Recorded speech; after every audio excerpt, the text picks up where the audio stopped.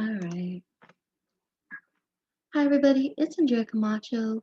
I'm going to present my article critique on the effects of the amount and intensity of exercise on plasma lipoproteins. This was by Cross and colleagues back in 2002. So a little background on this study was that Cross and colleagues wanted to address um, the risk of hyperlipidemia as a risk factor to cardiovascular disease. Researchers in this study looked at levels of plasma lipoprotein in subjects who had dyslipidemia and compared them to subjects who were without it. The subjects without it served as like a control group. Um, I'm sorry. The subjects in the study had dyslipidemia. My bad. This is a prospective randomized controlled study that followed participants over a period of time for up to 6 to 8 months.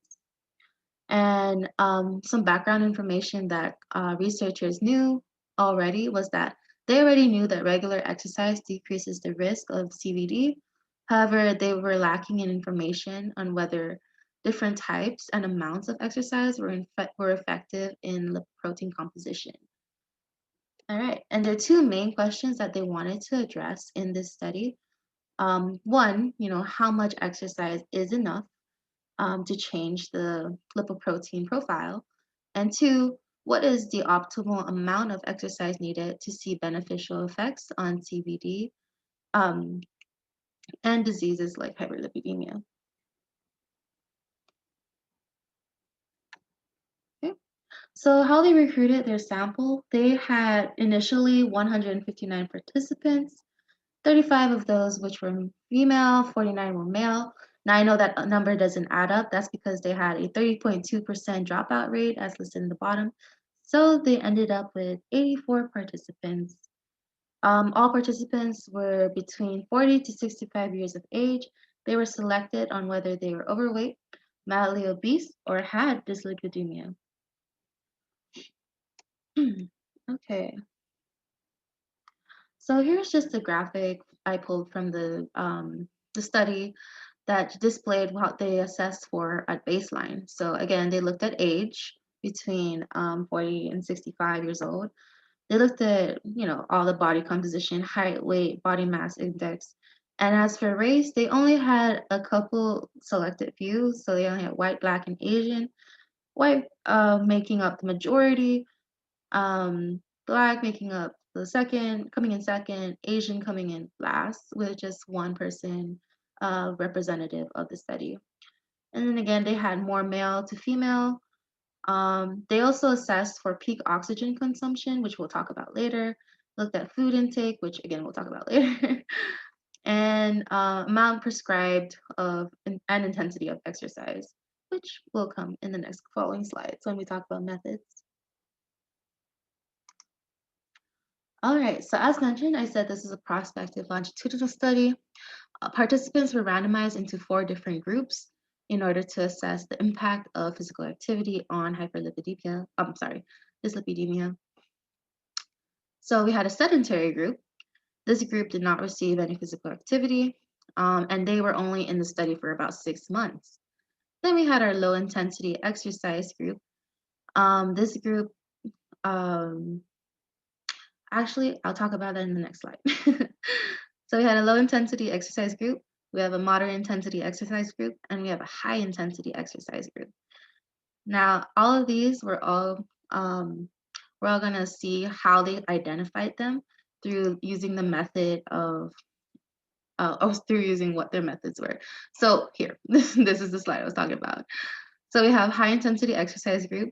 This is measured by the caloric burn of 20 miles of jogging per week. Sorry, a caloric equivalent of 20 miles of jogging per week. Moderate intensity exercise groups were classified as those who had the caloric equivalent of jogging 12 miles per week. And the low intensity exercise group was the caloric equivalent of walking 12 miles per week. Now we talk about the variables and measurements of outcomes. So here we go. How they measured their peak oxygen consumption to find what the caloric equivalent was of whether it equated to like jogging 20 miles a week versus jogging 12 miles a week versus walking. 12 miles a week. So they use cycloergometers, which are, the fancy bikes that you pedal on in the gym. And they also had treadmills. They also use elliptical machines. And for the nitty-gritty, we looked at for lipoprotein profiling. They used a fancy machine called under the brand of Liposcience, obviously. This was just an example of nuclear magnetic resonance spectroscopy machine that they use to identify the levels of HDL, high density lipoproteins, LDL, low density lipoproteins, VLDL, very low density lipoproteins, and cholesterol in general. That's how they found like the makeup of their participants at baseline. So moving on to confounders of the experiments, researchers identified that weight loss and weight differences were the biggest variables that impacted the other parts of the study. In order to address this, researchers suggested that weight maintenance was highly advised and counseled towards all participants, whether they be in the sedentary or the active groups. So when it came to, collecting the results and data extraction, they did not include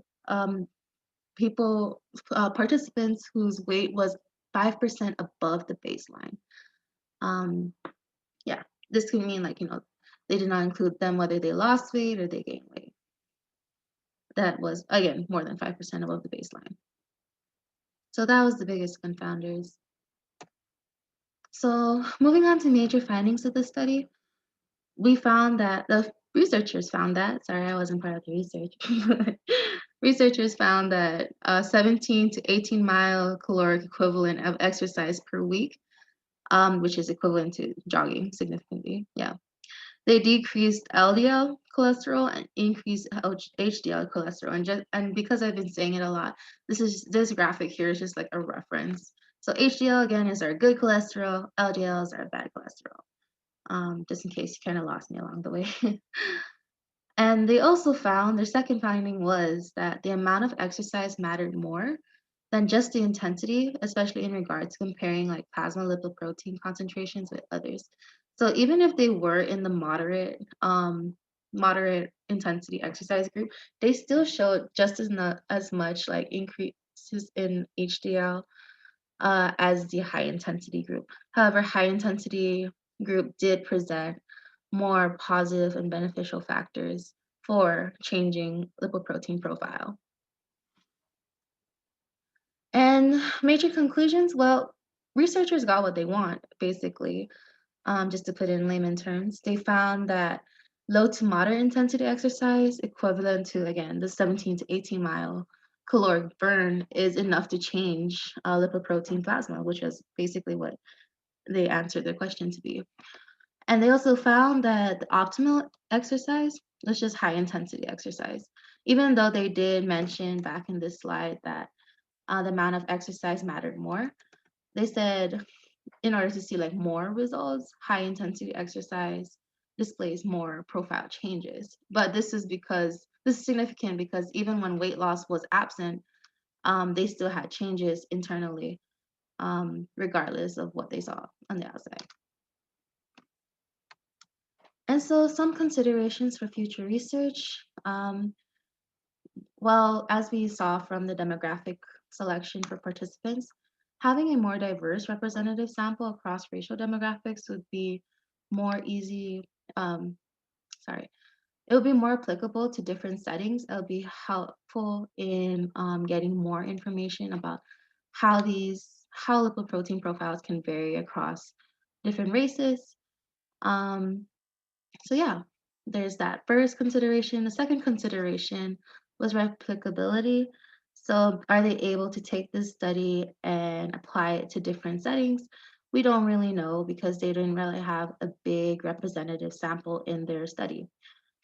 And also the third consideration, maybe lengthening the study timeframe. Although 6 to 8 months is quite some time, maybe having it like a year or a year and a half into it could show us more results or possibly more benefits, whether they had like a big turnaround on lipoprotein profile changes.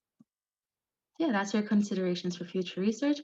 Overall, I thought the paper set like a great foundation for helping people with dyslipidemia, again, which is probably a precursor to CVD. And it reflects the significance of how impactful physical activity is in prevention of chronic diseases and lowering LDL and elevating HDL. I thought it was a great paper. I thought it was a great study. Although it was written in 2002, I was like, what, 3 years old in 2002. Um, there is still much more evidence to kind of compile on top of this. It was a great start, is basically what I'm going to say about it. But I feel like adding more diverse samples to it, like everything I just said here, and considerations for future research, um, would make the study a little more plausible, more applicable, and would possibly like to present more positive messages for the field of public health. And this is the reference that I used. Um, yeah, well, hope you all have a wonderful week ahead of you.